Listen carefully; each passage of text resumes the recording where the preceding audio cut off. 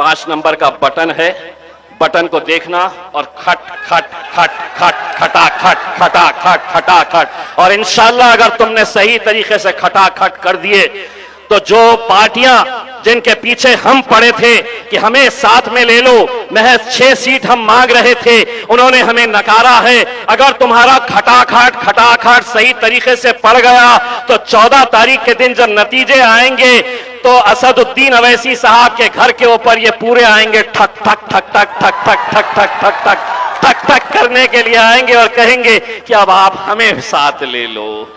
तुम्हारे सोच के सांचे में ढल नहीं सकता, जबान काट लो, ये लहजा बदल नहीं सकता।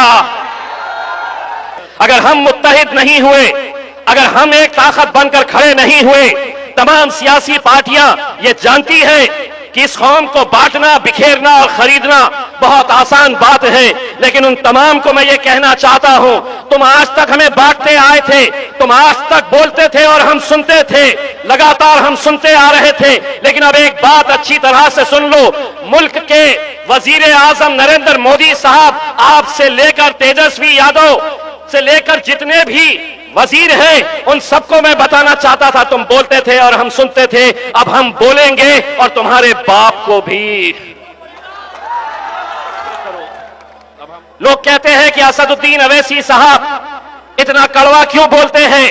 वो इसलिए बोलते हैं कि तुम्हारी तकलीफ अगर किसी ने समझी है, किसी ने जाना है, तो वो बैरिस्टर असदुद्दीन अवैसी साहब। इसीलिए पिछले कितने सालों से लोग इन्हें कहते हैं कि आप जाते हैं तो भड़काऊ भाषण करते हैं, आप जाते हैं तो आपकी जबान इतनी तीखी क्यों होती है? असद साहब उन्हें बस एक ही बात कहते हैं, तुम्हारे सोच के सांचे में ढल नहीं सकता, जबान काट लो, ये लहजा बदल नहीं सकता। पूछने के लिए आया हो, क्या तुम मेरा साथ देने के लिए तैयार है? तो फिर सुन लो, तुम अगर साथ देने का वादा करो, अच्छे अच्छे दलालों की वाट लगाने के लिए मैं आया हूं। मेरे कायद बैरिस्टर असदुद्दीन अवैसी साहब, आज कोचाधामन की सड़कों पे हमें जाना हुआ, बहुत सारी गलियों में जब हम घूम रहे थे, एक मंजर मैंने देखा, और आज से 10 साल पहले जब हम पहली मर्तबा इस सरजमीन के ऊपर कदम रखे थे, उस वक्त मजलिस का हाथ कोई थामने के लिए तैयार नहीं था, मजलिस के खिलाफ बोलने वालों की तादाद बहुत ज्यादा थी। आज अल्हम्दुलिल्लाह जिस किसी रास्ते से गुजरते हैं, बुजुर्ग लोग खड़े रहकर पतंग छाप और असद साहब के लिए जो दुआएं देते हैं, वो शायद इसलिए मुमकिन हुआ है कि आज पिछले 10 सालों से जो बैरिस्टर असदुद्दीन अवैसी साहब ने सीमांचल के अंदर जो लगातार मेहनत की है, उसी का नतीजा है कि आज हमारी माओं और बहनों को बोलने की जरूरत नहीं पड़ती है। वो खुद हमें देखकर कहती है कि इस बार भी हम पतंग छाप के ऊपर ही मोहर लगाने वाले हैं। इसमें अल्हम्दुलिल्लाह ये इस वजह से मुमकिन हुआ है मेरे भाइयों कि आज जो मुल्क के हालात है उसको आप बखूबी जानते हैं। सीमांचल बिहार का एक हिस्सा है। ये अगर पूरे हिंदुस्तान को अगर किसी ने बताया है और ये बताया है कि सीमांचल के अंदर भी रहने वाले लोग इंसान है, कोई जानवर नहीं रहते हैं वहां पर, क्योंकि आज से 10 साल पहले जब हम यहां पर आए थे तो इस इलाके की हालत क्या थी हम अच्छी तरह से समझ सकते हैं। लेकिन लगातार 10 सालों तक बैरिस्टर असदुद्दीन अवैसी साहब ने हिंदुस्तान के सबसे बड़ी अजीम, सबसे बड़ी टेंपल ऑफ डेमोक्रेसी लोकसभा के अंदर, पार्लियामेंट के अंदर, उन्होंने इस इलाके की बदहाली के बार बार जिक्र किया और मजबूरन हुकूमत चाहे कोई भी हो, हर एक को यह दखल लेना पड़ा कि हाँ, हिंदुस्तान के अंदर एक बिहार नाम का राज्य है और उस राज्य के अंदर सीमांचल एक इलाका है जहां पर कोई तरक्की नहीं थी। लेकिन आज जब हम ये बदलाव देख रहे हैं तो अगर इसका क्रेडिट अगर किसी एक को जाता है तो कोई हुकूमत को नहीं जाता है। अगर सीमांचल के अंदर अगर आप बदलाव देख रहे हैं तो उसका क्रेडिट सिर्फ और सिर्फ मेरे कायद बैरिस्टर असदुद्दीन अवैसी साहब को जाता है। मेरे भाइयों, आज यकीनन आज मुल्क के जो हालात हैं आप अच्छी तरह से समझ रहे हैं। आप देख रहे हैं कि किस तरीके से हमें हर पॉलिटिकल पार्टी निशाना बनाए हुए है। राज्य की सरकार हो या नरेंद्र मोदी की केंद्र की सरकार, हर एक के निशाने के ऊपर आप है और हम है। किस तरीके से हमारी मस्जिदों को आज गिराया जा रहा है, शहीद किया जा रहा है। किस तरीके से आज हमारी बच्चियों को पढ़ने से रोका जा रहा है। लाउडस्पीकर हटाकर हमारी अजानों पर पाबंदी लगाई जा रही है। तुम हिजाब नहीं पहन सकते हैं, यह हमारी बच्चियों को बताया जा रहा है और हमसे कहा जा रहा है सब्र करो। लोग कहते हैं कि असदुद्दीन अवैसी साहब इतना कड़वा क्यों बोलते हैं? वो इसलिए बोलते हैं कि तुम्हारी तकलीफ अगर किसी ने समझी है, किसी ने जाना है, तो वो बैरिस्टर असदुद्दीन अवैसी साहब। इसीलिए पिछले कितने सालों से लोग इन्हें कहते हैं कि आप जाते हैं तो भड़काऊ भाषण करते हैं, आप जाते हैं तो आपकी जबान इतनी तीखी क्यों होती है? असद साहब उन्हें बस एक ही बात कहते हैं, तुम्हारे सोच के सांचे में ढल नहीं सकता, जबान काट लो, ये लहजा बदल नहीं सकता। तुम्हारी सोच के सांचे में ढल नहीं सकता, जबान काट लो, ये लहजा बदल नहीं सकता।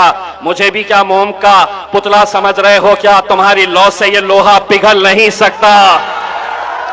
लेकिन आज असदुद्दीन अवैसी साहब को नीचा दिखाने के लिए, मजलिस को नाकामयाब करने के लिए तमाम सियासी पार्टी एक मंच पर आ चुके हैं। सभी ने अंदरूनी एक फैसला कर लिया है कि आगे की सियासत, हमारी दुकानें बंद हो जाएगी अगर असदुद्दीन अवैसी साहब यहां पर अपना डेरा जमाएंगे तो हमारे लिए बड़ा मुश्किल हो जाएगा।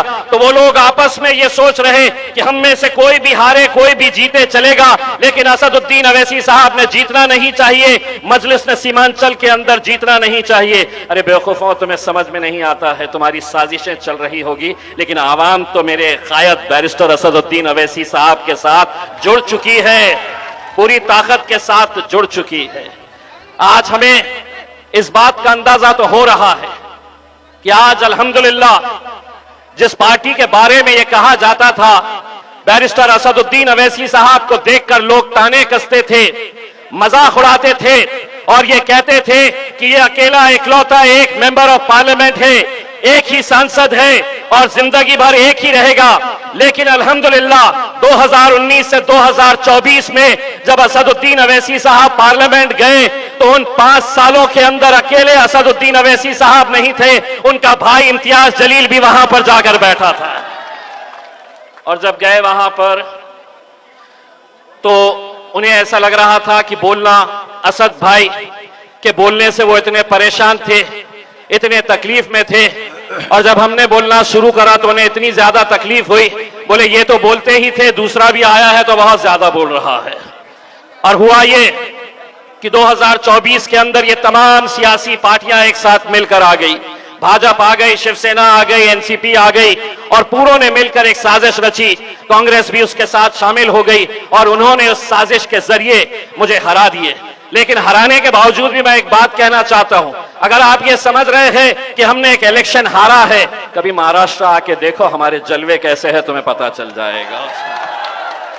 एक जलवा तो हमने पहले भी दिखा चुके थे, जब हमारे नबी करीम सल्लल्लाहु अलैहि वसल्लम के खिलाफ गुस्ताखी की, लोग हमको गालियां दे रहे थे, हमने सुना, पार्टी को गालियां दे रहे थे, हमने सुना, लेकिन जब हद ये हो गई कि हमारे नबी करीम सल्लल्लाहु अलैहि वसल्लम के खिलाफ किसी ने गुस्ताखी की तो हम इंतजार करते रहे सत्ताधारी विरोधी पक्ष के वो मुसलमान नेताओं के जिन्होंने सिर्फ अपनी कुर्सी की खातिर खामोशी इख्तियार कर लिए थे। जब वो खामोश रहे, हम इंतजार करते रहे कि कोई कुछ नहीं बोल रहा, तो हमने उनको अब ये बताया कि जिसकी वजह से हमारा वजूद है, हमारी शिनाख्त है, हमारी पहचान है, हमारी जान जिनके लिए निछावर है, अगर उनके खिलाफ गुस्ताखी करेंगे तो हम सड़क के ऊपर आएंगे।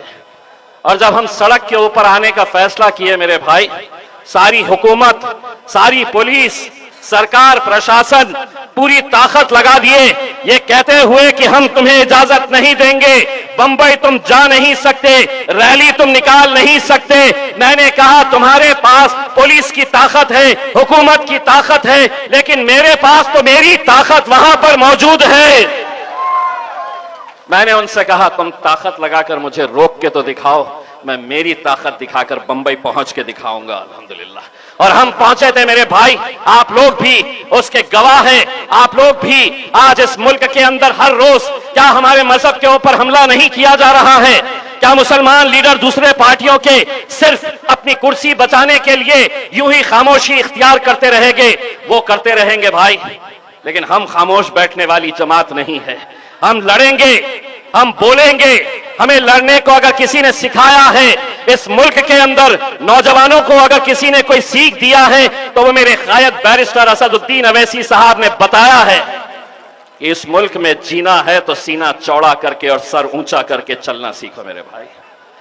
बहुत सारी रुकावटें, बहुत सारी आजमाइशें तुम्हारी होने वाली है आने वाले वक्त के अंदर। अगर हम मुत्तहिद नहीं हुए, अगर हम एक ताकत बनकर खड़े नहीं हुए, तमाम सियासी पार्टियां ये जानती है कि इस कौम को बांटना, बिखेरना और खरीदना बहुत आसान बात है, लेकिन उन तमाम को मैं ये कहना चाहता हूं, तुम आज तक हमें बांटते आए थे, तुम आज तक बोलते थे और हम सुनते थे, लगातार हम सुनते आ रहे थे, लेकिन अब एक बात अच्छी तरह से सुन लो, मुल्क के वजीर आजम नरेंद्र मोदी साहब, आपसे लेकर तेजस्वी यादव से लेकर जितने भी वजीर हैं, उन सबको मैं बताना चाहता था, तुम बोलते थे और हम सुनते थे, अब हम बोलेंगे और तुम्हारे बाप को भी, अब हम बोलेंगे और तुम्हारे, बहुत हो गया। ये समझते थे कि हर 5 साल के बाद आएंगे, घोड़ी पे वो चढ़ेंगे, दूल्हे वो बनेंगे और हम बारातियों की तरह नाचने का काम करते आए हैं 75 सालों तक। तो अब सुन तेजस्वी, अब शादी होगी तो घोड़ी भी आएगी, लेकिन दूल्हे हम बनेंगे और तुमको नचाने का काम करेंगे इंशाअल्लाह। है तैयार? तो बोलो मेरे पीछे, तेरा मेरा रिश्ता क्या, तेरा मेरा रिश्ता क्या। Barrister Asaduddin Owaisi, barrister Asaduddin Owaisi. 11 तारीख के दिन जाना है, 5 नंबर का बटन है, बटन को देखना और खट खट खट खट खटा खट खटा खट खटा खट, और इंशाअल्लाह अगर तुमने सही तरीके से खटा खट कर दिए तो जो पार्टियां जिनके पीछे हम पड़े थे कि हमें साथ में ले लो, महज 6 सीट हम मांग रहे थे, उन्होंने हमें नकारा है। अगर तुम्हारा खटाखट सही तरीके से पड़ गया तो 14 तारीख के दिन जब नतीजे आएंगे तो असदुद्दीन अवैसी साहब के घर के ऊपर ये पूरे आएंगे, ठक ठक ठक ठक ठक ठक ठक ठक ठक ठक ठक ठक करने के लिए आएंगे और कहेंगे कि अब आप हमें साथ